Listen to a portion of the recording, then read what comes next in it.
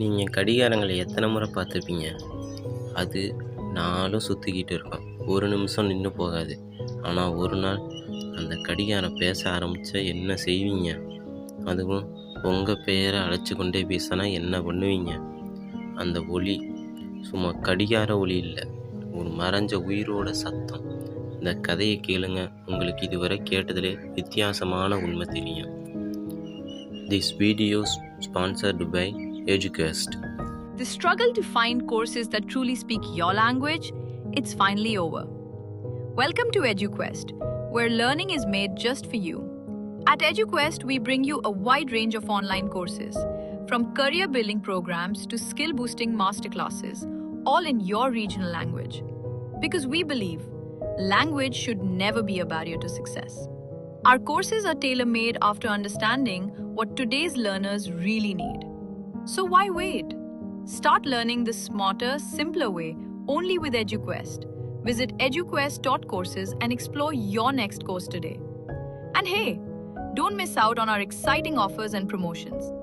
கதையை ஆரம்பிக்கலாம். அப்போ ஒரு மழைக்கால இரவு அந்த வீட்டில் ஸ்ட்ரோம் போயிருச்சு. புயல். ராமைய தாத்தா மெதுவாக காசே போன கடிகாரத்தை எடுத்தார். அது பல்லாண்டுகளுக்கு முன்னே வந்தது. அவனோட அப்பா கொடுத்த நினைவு சின்னம். அது ஒரு விசித்திரமான கடிகாரம். அது அடிக்கும் ஒலி ரெண்டாவதாக இருந்தது. ஒன்று சாதாரண டிக் டிக், இன்னொன்று ராமையா மட்டுமே கேட்குற ஒரு மென்மையான குரல்.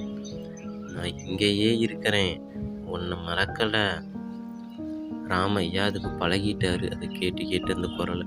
ஆனால் அந்த இரவு அந்த குரல் திடீர்னு வைரத்தோட மாதிரி பேச ஆரம்பிச்சுது. நீயும் வந்து சேர போற, இப்பவே தயாராகிரு. அவர் பனிக்கட்டியா நடுங்கினார். அந்த இரவு முழுக்க அந்த கடிகாரம் ஒலிச்சுது. அடுத்த நாள் காலையில் அவர் பேரன் கௌதம் வந்தான். அவன் கடிகாரத்தை பார்த்த உடனே அது மொத்தமாக நின்றுச்சு.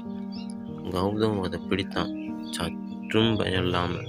ஏன்னா அவனுக்கு தெரியாதுல்ல, அந்த பழைய கடிகாரம் கீழே சின்ன சிக்கலாக ஒரு எழுத்து செதுக்கப்பட்டிருந்தது. இது என் வாழ்க்கை அல்ல, உன் நினைவு அப்படின்னு. கௌதம் தாத்தாவை பார்க்க வந்தான். ஆனால் தாத்தா வீட்டில் இல்லை. அவர் யாரிடம் சொல்லாமல் வீட்டை விட்டு வெளியே போயிருக்காரு. எல்லோரும் தேடினாங்க, அவரை பார்க்க முடியலை. அந்த கடிகாரம் மட்டும் ஒலிச்சு கொண்டே இருந்தது. அந்த ஒலி இன்னும் இன்று வரை யாரோ ஒருவர் அழைக்குது. நீங்கள் இன்னும் இந்த கதையை கேட்டு கொண்டு இருக்கீங்களா? இந்த கடிகாரம் ஒரு நாள் உங்களையும் அழைக்கும்போது யாரும் இருக்க மாட்டாங்க. நேரம் யாருக்கும் நிற்காது, அது பேசாட்டு போய்கிட்டே இருக்கும். இதை தான் அந்த கருத்தில் சொல்ல வராங்க. நேரம் யாருக்காகவும் நிற்காது. நம்ம நேரத்தை சரியான முறையில் பயன்படுத்தி ஒன்றும் போய்கிட்டு இருக்கோம். டிக் டிக் சவுண்டு மட்டும்தான் நம்ம வாழ்க்கை இல்லை, திடீர் திருப்பங்களும் வரும். அதற்காக நேரத்தை ஒதுக்கி காத்து கொண்டு இருந்தால் நேரம்தான் போகும். அந்த குரலை கேளுங்க, உங்ககிட்டையும் பேசி தெளிவடைங்க.